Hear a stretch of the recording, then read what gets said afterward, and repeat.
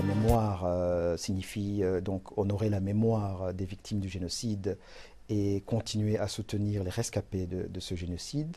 L'unité signifie la réconciliation, montrer au monde que la réconciliation après un terrible génocide est possible. Et le renouveau signifie partager les expériences, puisque le Rwanda a vécu une terrible expérience, a vécu un génocide, mais ce génocide-là doit nous être une expérience à partager aux autres peuples du monde. Cette commémoration est extrêmement importante pour la jeunesse, puisque plus de la moitié, 60% de la population du pays n'a pas connu le génocide.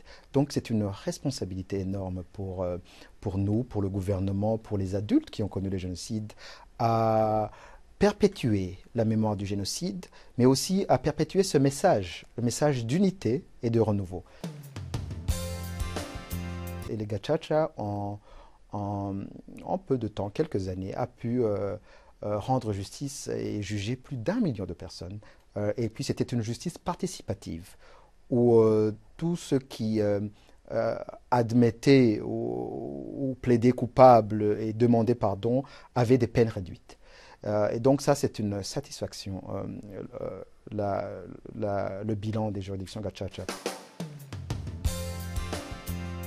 Vous savez, après le génocide, tout aurait pu se passer. Donc, mais on a choisi le chemin de la réconciliation entre les Rwandais, alors qu'il y avait eu un terrible génocide. Donc ça, c'est très important pour toutes les autres sociétés post-conflit. La réconciliation d'abord.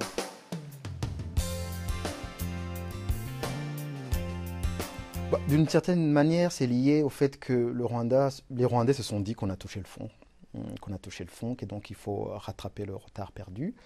Et grâce à la détermination du gouvernement et du président de la République, Paul Kagame, on a fait un pas de géant vers la reconstruction, la réconciliation, et dans les autres domaines que vous avez cités, comme la santé, on a des mutuelles de santé, les droits des femmes, etc. Donc c'est une question de détermination.